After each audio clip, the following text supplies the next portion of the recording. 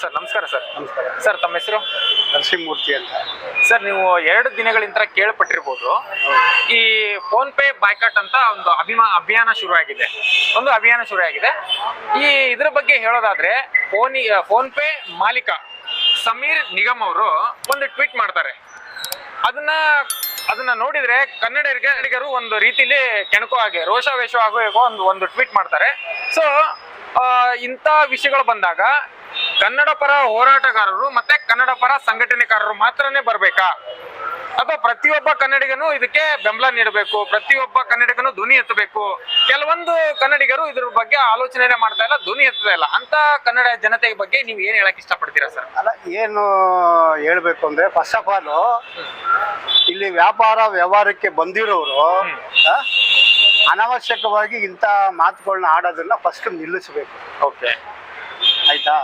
ಆಮೇಲೆ ಇಂಥ ಮಾತುಗಳನ್ನ ಆಡೋದಕ್ಕೆ ಯಾರಾದ್ರೂ ಪ್ರಯತ್ನ ಪಟ್ಟಾಗ ಆಡಿದಾಗ ಕನ್ನಡದವರು ಅದನ್ನ ಫಸ್ಟ್ ಉಗ್ರವಾಗಿ ಪ್ರತಿಭಟನೆ ಮಾಡಬೇಕು. ಯಾಕಂದ್ರೆ ಈಗಿಲ್ಲಿ ಒಂದು ಭಾಷೆ, ಒಂದು ದೇಶ, ಒಂದು ರಾಜ್ಯ ಅನ್ನೋದು ಅದು ಸುಮ್ಮನೆ ಆಗಿರುವಂಥದ್ದಲ್ಲ. ಅದಕ್ಕೆ ಆದಂಥ ಒಂದು ಇತಿಹಾಸ, ಇತಿಹಾಸ ಇರುತ್ತೆ, ಅದಕ್ಕೆ ಆದಂಥ ಒಂದು ಅಭಿಮಾನ ಇರುತ್ತೆ, ಅದಕ್ಕೆ ಆದಂಥ ಒಂದು ಸ್ವಾಭಿಮಾನ ಇರುತ್ತೆ. ಆಯ್ತಾ? ಕನ್ನಡ ಅನ್ನೋದು ನಿನ್ನೆ ಮೊನ್ನೆ ಬಂದಿರೋ ಭಾಷೆ ಅಥವಾ ಯಾರಿಂದನೋ ಬಂದಿರೋ ಭಾಷೆ ಅಲ್ಲ. ನಮ್ಮ ಹಿರಿಯರು ಸಾವಿರಾರು ವರ್ಷಗಳ ಹಿಂದೆ ಆ ಭಾಷೆನ ಕಟ್ಟಬೇಕಾದ್ರೆ ಎಷ್ಟು ಕಷ್ಟ ಬಿದ್ದಿರ್ತಾರೆ ಅಂದ್ಬಿಟ್ಟು ಅವ್ರಿಗೆ ಗೊತ್ತಿರುತ್ತೆ. ಆಯ್ತಾ? ನಾವು ಅದನ್ನ ಉಪಯೋಗಿಸ್ತಾ ಇದ್ದೀವಿ. ಆಯ್ತಾ? ಹಂಗನ್ಬಿಟ್ಟು ಆ ಥರ ಎಲ್ಲ ಮಾತಾಡೋದು ತಪ್ಪು. ಅವರು ಆ ಥರ ಎಲ್ಲ ಮಾತಾಡಬಾರ್ದು. ವ್ಯವಹಾರ ಮಾಡೋರು ವ್ಯವಹಾರ ಮಾಡ್ಬೇಕಷ್ಟೇನೆ. ನೀವು ವ್ಯವಹಾರ ಮಾಡೋದಕ್ಕೆ ಕರ್ನಾಟಕ ರಾಜ್ಯಕ್ಕೆ ಬರ್ತೀರಾ, ಇಲ್ಲಿನ ಜನ ನಿಮಗೆ ವ್ಯಾಪಾರ ಕೊಡ್ತಾರೆ, ಬಿಸ್ನೆಸ್ ಮಾಡಿಸ್ತಾರೆ, ನೀವು ಅದರಿಂದ ರಾಜ್ಯಕ್ಕೆ ತೆರಿಗೆ ಕಟ್ತೀರಾ. ಹಂಗನ್ಬಿಟ್ಟು ನೀವು ಇಲ್ಲಿರೋರಿಗೆ ಕೆಲಸ ಕೊಡೋದಿಲ್ಲ, ಇಲ್ಲಿರೋರಿಗೆ ನಾವು ಒಳ್ಳೊಳ್ಳೆ ಸ್ಥಾನಗಳು ಕೊಡೋದಿಲ್ಲ ಅಂದ್ರೆ ಹಂಗಾರೆ ನಿಮ್ಮ ಕಂಪ್ನಿ ನಮ್ಗೆ ಏನಕ್ಕೆ ಬೇಕಂಗಾದ್ರೆ? ಹೌದು, ನಾನು ಕೇಳೋದು, ನಿಮ್ಮ ಕಂಪ್ನಿ ಏನಕ್ಕೆ ಬೇಕು ಅಂದ್ರೆ ಇಲ್ಲಿನ ಜಲ ಬೇಕು, ನೆಲ ಬೇಕು, ಇಲ್ಲಿನ ವಾತಾವರಣ. ಈಗ ಕನ್ನಡದವ್ರದ್ದು ಒಂದು ಇದು ಏನಂದ್ರೆ, ಒಂದು ದೌರ್ಬಲ್ಯ ಏನಂದ್ರೆ, ಯಾವುದೇ ವಿಷಯನ ಅವರು ಸೀರಿಯಸ್ ಆಗಿ ಕನ್ಸಿಡರ್ ಮಾಡೋದೇ ಇಲ್ಲ. ಹೌದು, ಎಲ್ಲ ಬರೀ ಒಂಥರ ಲಘುವಾಗಿ ಪರಿಗಣಿಸೋದು, ಏನಾಗುತ್ತೆ ಬಿಡು ಅನ್ನೋದು. ಇದ್ರ ಪರಿಣಾಮ ಏನಾಗಿದೆ ಅಂದ್ರೆ, ಇವತ್ತಿನ ದಿವಸ ನಮ್ಮ ರಾಜ್ಯದೊಳಗಡೆ, ನಮ್ಮ ಬೆಂಗಳೂರು ನಗರದಲ್ಲಿ ಇವತ್ತಿನ ದಿವಸ 100ಕ್ಕೆ 25-30% ಶೇಕಡ ಜನ ಮಾತ್ರ ಕನ್ನಡದವ್ರು ಇರೋದು. ಆಯ್ತಾ? ಅದರಲ್ಲಿ ಅವ್ರು ಎಷ್ಟು ಜನ ಉನ್ನತ ಸ್ಥಾನದಲ್ಲಿದ್ದಾರೆ, ಎಷ್ಟು ಜನ ಅನುಕೂಲವಾಗಿರೋರು ಇದ್ದಾರೆ? ಇಲ್ಲಿಗೆ ಎಲ್ಲರೂ ಬಂದು ಸೇರ್ಕೊಂಡು ಇದೇ ತರ ಪರಿಸ್ಥಿತಿ ನಾವು ಪ್ರತಿಭಟನೆ ಮಾಡಲಿಲ್ಲ ಅಥವಾ ನಾವು ಅದನ್ನ ವಿರೋಧಿಸಲಿಲ್ಲ ಅಂತ ಹೇಳಿದ್ರೆ, ಕೊನೆಗೆ ಇನ್ನೊಂದು 20 ವರ್ಷ 30 ವರ್ಷ ಹೋದ್ರೆ ನಾವೇ ಇಲ್ಲಿ ಇರೋದಿಲ್ಲ ಅಂತ ಒಂದು ಪರಿಸ್ಥಿತಿ ಬರುತ್ತೆ. ಈಗ ನಾನು ಒಬ್ಬ ಸಿವಿಲ್ ಇಂಜಿನಿಯರ್ ಆಗಿ ಸಿವಿಲ್ ಕಾಂಟ್ರಾಕ್ಟ್ ಮಾಡಬೇಕಾದ್ರೆ ಅಲ್ಲಿ ಎಂತೆಂಥ ಸಮಸ್ಯೆಗಳನ್ನ ಕನ್ನಡದವರು ಇಲ್ಲಿ ಹುಟ್ಟಿ ಬೆಳೆದಿದ್ದಾರೆ, ಬೇರೆ ಭಾಷೆಯವರು ಇಲ್ಲಿ ಹುಟ್ಟಿ ಬೆಳೆದಿದ್ದಾರೆ, ಇಲ್ಲಿರೋ ಕನ್ನಡದವ್ರಿಗೆ ಸಪೋರ್ಟ್ ಮಾಡಲ್ಲ. ಅವರು ಬೇರೆ ರಾಜ್ಯದಿಂದ ಬಂದಿರೋ ಅವ್ರ ಭಾಷೆಯವ್ರಿಗೆ ಸಪೋರ್ಟ್ ಮಾಡ್ತಾರೆ. ಎಲ್ಲೋ ಒಂದ್ ಕಡೆ ನೋಡಿದ್ರೆ ಆಗಿನ ಕಾಲದಲ್ಲಿ ಬ್ರಿಟಿಷರು ವ್ಯಾಪಾರಕ್ಕೆ ಅಂತ ಬರ್ತಾರೆ ಸರ್, ನಮ್ಮ ಭಾರತಕ್ಕೆ. ಹೌದು, ವ್ಯಾಪಾರಕ್ಕೆ ಅಂತ ಬಂದವರು ಇಡೀ ದೇಶವನ್ನೇ ಕಬಳಿಸ್ಬಿಡ್ತಾರೆ. ಅದು ನಮ್ಮ ದೌರ್ಬಲ್ಯ. ಅದೇ ರೀತಿ ಈಗ ಬೇರೆ ರಾಜ್ಯದವರು ನಮ್ಮ ರಾಜ್ಯಕ್ಕೆ ಬಂದು, ಹೌದು, ಒಂದ್ ರೀತಿ ಇದೇ ರೀತಿ ಏನಾದ್ರು ನಡೀತಾ ಇದೆಯಾ? ಖಂಡಿತವಲ್ಲೂ. ಇವಾಗ ಏನಾಗ್ತಿದೆ ಅಂದ್ರೆ, ಬ್ರಿಟಿಷ್ನವರು ಹೆಂಗೆ ಬಂದು ಇಡೀ ದೇಶನ ತಮ್ಮ ಸ್ವಾರ್ಥಕ್ಕೋಸ್ಕರ ಅಂದ್ರೆ ದುಡ್ಡು ಮಾಡೋದಕ್ಕೋಸ್ಕರ ಅವು ಹೆಂಗೆ ಕಬಳಿಸ್ಕೊಂಡ್ರು, ಕರ್ನಾಟಕ ರಾಜ್ಯನೂ ಹಂಗೆ ಆಗಿರೋದು.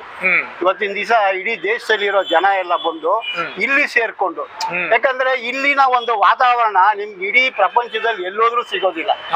ಅಂದ್ರೆ ಇಲ್ಲಿನ ಕನ್ನಡದವ್ರು ಇದಾರಲ್ಲ, ಇಲ್ಲಿರೋ ಈ ಜನದಷ್ಟು ಹೊಂದಾಣಿಕೆ ಮಾಡ್ಕೊಂಡು ಹೋಗೋರು ನಿಮ್ಗೆಲ್ಲೂ ಸಿಗೋದಿಲ್ಲ. ಇದೇ ನಮ್ಮ ದೌರ್ಬಲ್ಯ.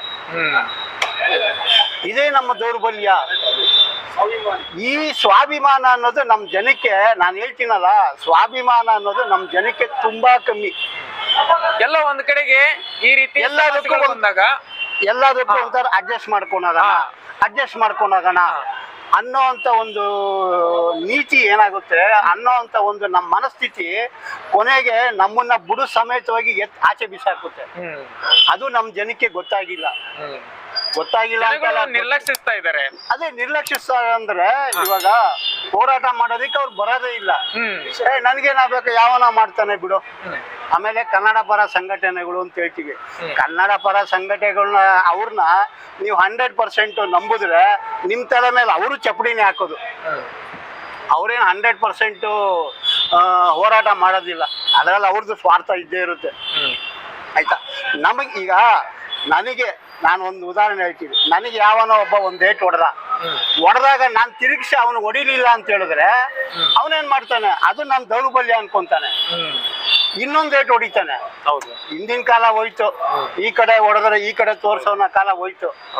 ಈ ಕಡೆ ಹೊಡೆದಾಗ ಅವನಿಗೆ 2 ತಿರುಗಿಸಿ ಹೊಡೆದಾಗ ಅವಾಗ ಅವನಿಗೆ ಭಯ ಬರುತ್ತೆ.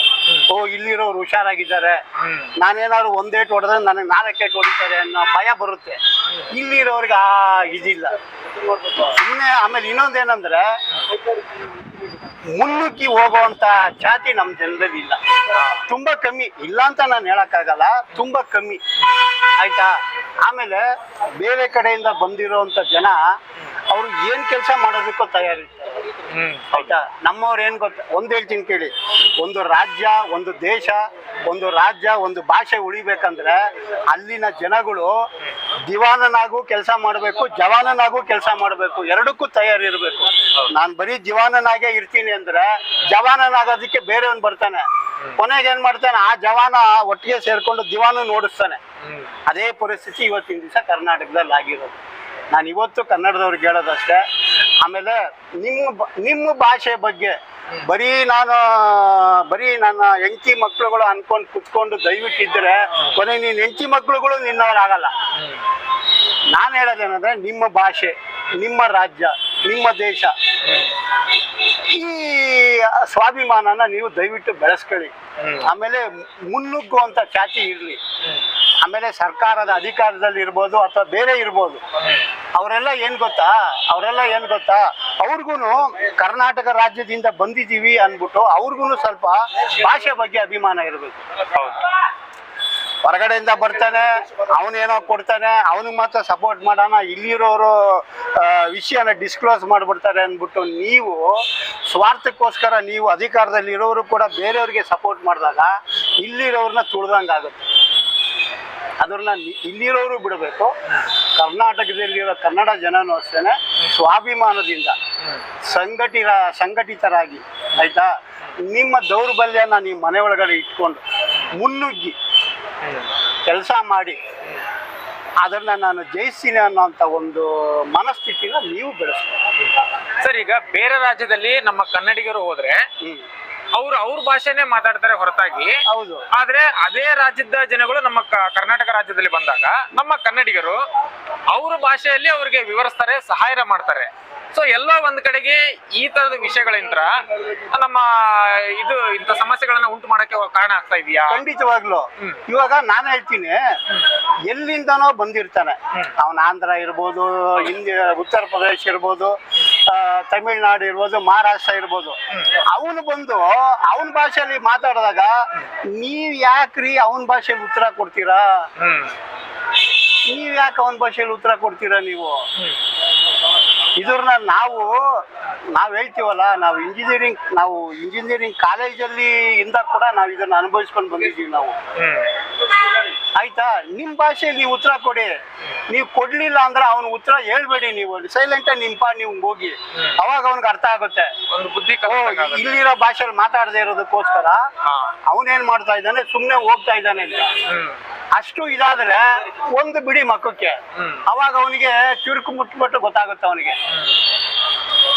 ಈ ಕೆಲಸನ ನೀವು ಮಾಡ್ಲಿಲ್ಲ ಅಂದ್ರೆ ಕೊನೆಗೇನಾಗುತ್ತೆ, ಎಲ್ಲಿಂದನೋ ಬಂದಿರೋನು ನನ್ನ ಭಾಷೆಯಲ್ಲಿ ನೀನ್ ಮಾತಾಡಲ್ಲ ಅಂತ ನೀನ್ ಕತ್ತಿನ ಪಟ್ಟಿ ಹಿಡಿಯೋ ಅಂತ ಪರಿಸ್ಥಿತಿನ ನೀವು ತಂದ್ಕೋತಾ ಇದ್ದೀರಾ. ದಯವಿಟ್ಟು ಇದ್ರನ್ನ ಬಿಡಿ, ಸ್ವಾಭಿಮಾನದಿಂದ ಬದುಕಿ, ಹಂಗನ್ಬಿಟ್ಟು ಹೇಡಿಗಳಾಗಿ ಬದುಕಿ.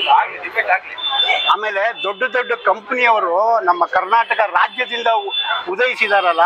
ಹೌದು. ನಾವು ಬೇಕಾದ್ರೆ ಈಗ ನಮ್ಮ ಯಾರೋ ಹೇಳ್ದಂಗೆ ಈಗ ನಾರಾಯಣ ಮೂರ್ತಿ ಅಂತವ್ರಾಗ್ಲಿ ಅಥವಾ ಅಜಿತ್ ಪ್ರೇಮ್ಜಿ ಅಂತವ್ರಾಗ್ಲಿ, ಕೆಲವೊಂದು ಇಲ್ಲಿನ ಒಂದು ಕರ್ನಾಟಕದ ಐಕಾನ್ಗಳಿದಾರಲ್ಲ, ಅವರೆಲ್ಲ ಏನ್ ಗೊತ್ತಾ, ಬೇರೆಯವರಿಗೆ ಮಾದರಿಯಾಗಿ ನಿಂತ್ಕೋಬೇಕು. ಅಂದ್ರೆ ಬೇರೆಯವರು ಇಲ್ಲಿ ಬಂದು ಉದ್ಯಮ ಸ್ಥಾಪನೆ ಮಾಡ್ತಾರೆ ಅಂದಾಗ ಇವರು ಮಾದರಿಯಾಗಿ ನಿಂತ್ಕೋಬೇಕು. ಹೆಂಗಂದ್ರೆ ಅವ್ರು ನೋಡಪ್ಪ ಇಲ್ಲಿರೋರಿಗೆ ಕೆಲಸ ಕೊಡ್ತಿದ್ದಾರೆ, ನೀವು ಬೇರೆಯವ್ರಿಗೆ ಹೇಳಕ್ ಹೋಗ್ಲೇಬೇಡಿ. ಬೇರೆಯವ್ರಿಗೆ ಹೇಳೋದು ಸೆಕೆಂಡ್ರಿ ಕ್ವಶನ್. ಫಸ್ಟ್ ನಿಮ್ಮ ಸಂಸ್ಥೆ ಒಳಗಡೆ ನೀವು ಕೆಲಸ ಕೊಡಿ ಕನ್ನಡದವ್ರು. ನೀವು ಸಂಸ್ಥೆ ಒಳಗಡೆ ಕೆಲಸ ಕೊಡಿ. ಈಗ ಒಂದು ಕೆಲಸ ಮಾಡಿ, ನಾರಾಯಣ ಮೂರ್ತಿ ಅವರು ಪಾಪ ದೊಡ್ಡ ವ್ಯಕ್ತಿ, ನಾವು ಅನಾವಶ್ಯಕವಾಗಿ ಏನು ಇದು ಮಾಡೋದು ಬೇಡ. ಅವ್ರು ಕರ್ನಾಟಕದಿಂದನೇ, ಇಲ್ಲಿ ಕನ್ನಡ ಜನದಿಂದಾನೇ ತಾನೇ ಬೆಳೆದಿದ್ದವರು. ಅವ್ರು ಇಲ್ಲಿದಿರೋ ಜನದಿಂದಾನೇ ತಾನೇ ಬೆಳೆದಿರೋದು. ಇಲ್ಲಿ ಇದೇ ಕನ್ನಡ ಕಲ್ತು ತಾನೇ ಅವರು ಉದ್ಧಾರ ಆಗಿದ್ದು. ಮತ್ತೆ ಅವ್ರಿಗೆ ಆ ಸ್ಥಾನಕ್ಕೆ ಬರಬೇಕಾದ್ರೆ ಎಷ್ಟು ಕಷ್ಟ ಬಿದ್ದಿದ್ದೀರ ಅಂತ ಅವ್ರಿಗೆ ಗೊತ್ತಿಲ್ವಾ? ಗೊತ್ತಿದೆ ತಾನೆ. ಗೊತ್ತಿರ್ಬೇಕಾದ್ರೆ ಅವ್ರು ಯಾಕೆ ಹಂಗಾರೆ ನಾವು ಏನು ಕನ್ನಡದವ್ರು ಏನು ಬುದ್ಧಿವಂತರಲ್ವಾ? ಬುದ್ಧಿ ಇಲ್ವಾ ಯಾರಿಗೂ? ಇದೆ, ಬುದ್ಧಿ ಇದೆ. ಅಂದ್ರೆ ನಮ್ ಕನ್ನಡದವ್ರಿಗೆ ಸ್ವಲ್ಪ ಹಿಂಜರಿಕೆ ಇರ್ಬೋದು ಅಥವಾ ಮುನ್ನುಗ್ಗೋ ಚಾತಿ ಇಲ್ಲದೆ ಇರ್ಬೋದು. ಆದ್ರೆ ನೀವು ಅವ್ರಿಗೆ ಕೆಲಸ ಕೊಟ್ಟಾಗ ಬೇರೆಯವ್ರಿಗಿಂತ ಅವರು ಖಂಡಿತವಾಗ್ಲೂ ಅವರು ಹೆಚ್ಚಿನ ಮಟ್ಟದಲ್ಲಿ ಕೆಲಸ ಮಾಡ್ತಾರೆ. ಕೆಲಸ ಮಾಡೋದ್ರಲ್ಲಿ ಕನ್ನಡದವರು, ಕರ್ನಾಟಕದವರು ಹೆಚ್ಚಿನ ಮಟ್ಟದಲ್ಲಿ ಕೆಲಸ ಮಾಡ್ತಾರೆ. ಯಾಕಂದ್ರೆ ಅವರು ಇಂಡಿವಿಜುವಲ್ ಆಗಿ ಯಾವುದೇ ಕೆಲಸನಾದ್ರೂ ಅವರು ಅದನ್ನ ಮಾಡೋಷ್ಟು ಶಕ್ತಿ ಇರುತ್ತೆ. ಅದಕ್ಕೋಸ್ಕರ ನಾನು ಹೇಳೋದೇನಂದ್ರೆ, ದೊಡ್ಡ ದೊಡ್ಡ ಐಕಾನ್ಗಳು ಅಂದ್ರೆ ಈಗ ಪದೇ ಪದೇ ಅವ್ರ ಹೆಸರು ಹೇಳೋದು ಬೇಡ, ಪಾಪ ಹೇಳಿದ್ರೆ ಅವ್ರಿಗೂ ಒಂಥರ ಇದಾಗ್ಬೋದು. ನಾನು ಪದೇ ಪದೇ ಒಬ್ಬರನ್ನ ಪಿನ್ ಪಾಯಿಂಟ್ ಮಾಡೋದಕ್ಕೆ ಇಷ್ಟಪಡಲ್ಲ. ಇಲ್ಲಿ ಬೆಳೆದಿರೋಂಥವ್ರು ಅವರವ್ರ ಸಂಸ್ಥೆಗಳಲ್ಲಿ ಖಂಡಿತವಾಗ್ಲೂ ಕೆಲಸ ಕೊಡಿ. ಆಮೇಲೆ ಈಗ ಸರ್ಕಾರದವ್ರು ಏನ್ ಮಾಡ್ತಿದ್ದಾರೆ ಅಂದ್ರೆ ಒಂದು ಒಳ್ಳೆ ಕೆಲಸ ಮಾಡ್ತಾ ಇದ್ದಾರೆ. ಅಂದ್ರೆ ಇವತ್ತಿನ ಪರಿಸ್ಥಿತಿ ಏನಾಗ್ಬಿಟ್ಟೈತೆ, ಕರ್ನಾಟಕದಲ್ಲಿ ನಮಗೆ ಕೆಲಸ ಇಲ್ಲ, ನಿರುದ್ಯೋಗ ಸಮಸ್ಯೆಗಳು ಜಾಸ್ತಿ ಇದೆ. ನಮ್ಮ ರಾಜ್ಯದಲ್ಲಿ ನಮಗೆ ಕೆಲಸ ಇಲ್ಲ, ನಾವೇ ಒಂಥರ ಬಡಪಾಯಿಗಳಾಗೋಗ್ಬಿಟ್ಟಿದೀವಿ.